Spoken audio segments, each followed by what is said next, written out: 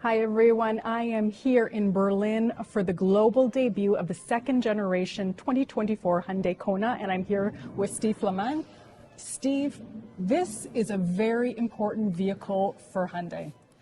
Absolutely. In fact, it was the best-selling vehicle in its segment, has been for quite a few years. So we're starting from a very strong foundation and have taken it to the next level. We've actually improved in every aspect of the vehicle, including its size. So we've made the vehicle larger, listening to our customer input. It made significant improvement in second row roominess as well as cargo capacity. And from a styling perspective, I think we can all agree, a very bold, stylish execution, keeping the sportiness of the vehicle, all the while delivering in a package that's very tasteful. Now, it's available with an internal combustion engine, as an all-electric vehicle, in an N-line, but there's no hybrid. Why is there no hybrid coming to Canada? Other markets get it. Yeah, so the European market, given their CO2 requirement from a legal perspective, gets it. Hybrid tend to be very effective on larger, heavier vehicle. We have such a good base to start with the vehicle with the 2-liter naturally aspirated engine as well as the 1.6 turbo. And of course, the offer of the all-electric. We're really meeting all of the consumer needs in this particular segment. In our entire lineup, we do have other vehicles that offer hybrid, but for this vehicle, the feedback that we're getting from the market is that we have the right formula and we're balancing it that way. And this one is the N-line. Is this geared to a younger generation to get them into the brand? Yeah, I think Kona really appeals to the broad population. So obviously there's a little bit of everything for everybody. Even our older customers like the N-Line. It's done in a way that's tasteful, that has the right power to weight ratio, the right level of excitement without going over the top. So I would say it appeals really to everybody. Well, let's talk about the styling that we have here. This, again, is the N-Line version. Yeah, so again, we're putting a lot of emphasis on the character, and as you can see from the lighting system with the DRL that goes all along the front of the vehicle, gives it a very, very distinct character, as well as our headlamp system. So again, a lot of attention paid to the details of the execution to give it this very, very compelling sportiness character that's been such a successful formula for Kona. Under the hood, this is a turbocharged engine. Tell me a little bit about the specs on that. Yeah, so this is our N-Line with the 1.6 turbo. Of course, the base vehicle is a 2-liter naturally aspirated. So from an ICE engine perspective, we're covering the broad base of the market. So a little bit more excitement with this one, with the 1.6 turbo. But again, if somebody that's not seeking that level of performance, we have a very compelling 2-liter offer as well. And also available front-wheel drive and all-wheel drive, a nice feature for Canadian market. Yeah, that's correct. So all 1.6 turbo will be all-wheel drive, but on the 2-liter naturally aspirated, we have a front-wheel drive as well. And talk to me about sort of the lines on this, because this has grown in every dimension. It's taller, it's longer, it's wider. Yes, and as you can see from the design aspect of it, it pulls a little bit from our latest entries that we introduced to the market with some bold line. Again, pushing the envelope, don't want to be a boring car, but at the same time don't want to be over the top. So I think it's a very, very good balance and a lot of attention paid to the details in terms of making sure that all the lines synchronize together, and the theme of the vehicle is really pulled through from the front all the way to the back. And when you look inside, I mean, it's all about technology as well and connectivity. Yes, and also the execution. So using large screens, 12.3-inch screen in terms of the infotainment and the cluster. Again, it's using the right material, the execution done in a way that's really tasteful, and we can all agree for a vehicle in this class, it's shooting well above its weight in terms of execution. And the rear seat passengers also get a bit more space, more headroom in here as well.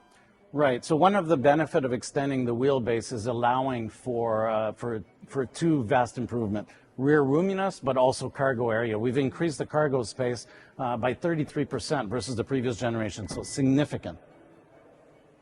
Oh yeah, lots of room back here, and the second row seats also fold down. So again, very, very convenient for people who have, grocery bags, right, hockey bags, that kind of stuff. Very interesting. This will come to the market though in the summer?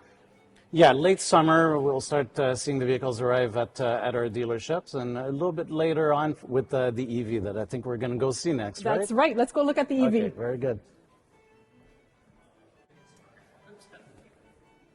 Now, check this out. This is the all-new electric Kona.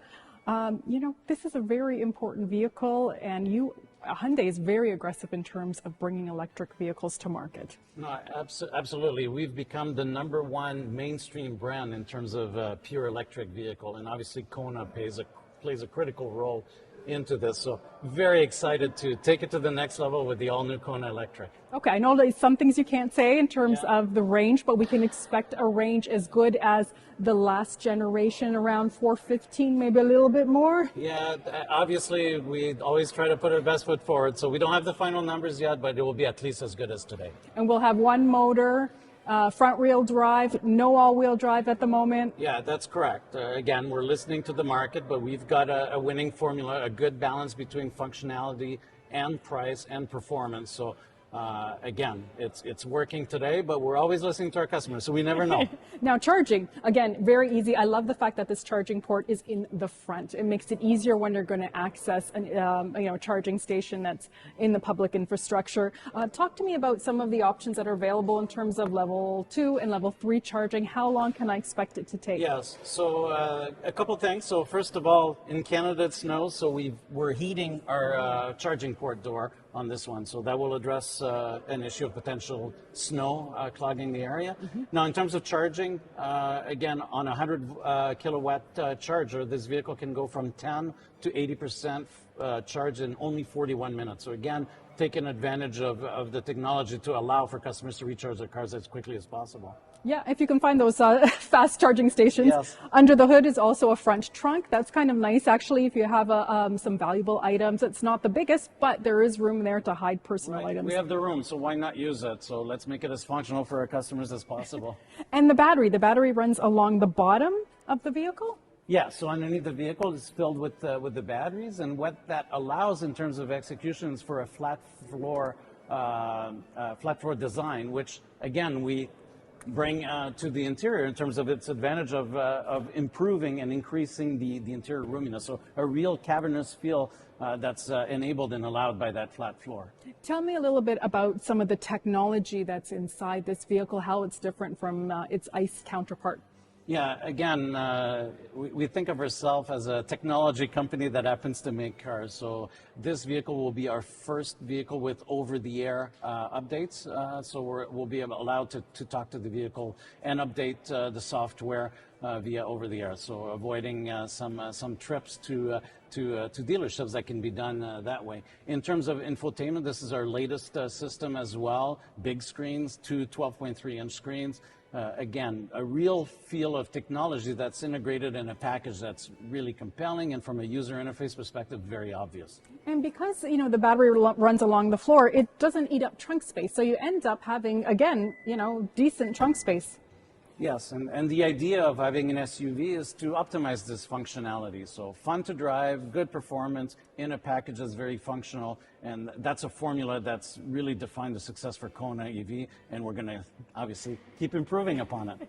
And talk to me about sort of the lighting details that are on the, the front and as well as the back, because that's so important when you're looking at an electric vehicle. Yes, a lot of attention to details in terms of the integration of lighting technology. The pixelated lights, which are finding their way throughout our entire lineup, is also applied to this vehicle. So it's important that we have an execution that's tastefully executed all around the vehicle, that's consistent, so that way it looks like it's a harmonious design, and obviously this theme is carried throughout the whole vehicle all around it. Speaking of themes, sustainability is a major theme moving forward, and this actually has a lot of plant-based materials inside that are better on the environment. Yes, like everything else, it's continuous improvement. We always want to do better. Every opportunity that we get to use sustainable vehicle, we do, and this is a good example of that too. It's not the end of the road, but we're going to keep pushing because it's very important. And this will go on sale a little bit after the ICE, so probably looking at a September timeframe in Canada.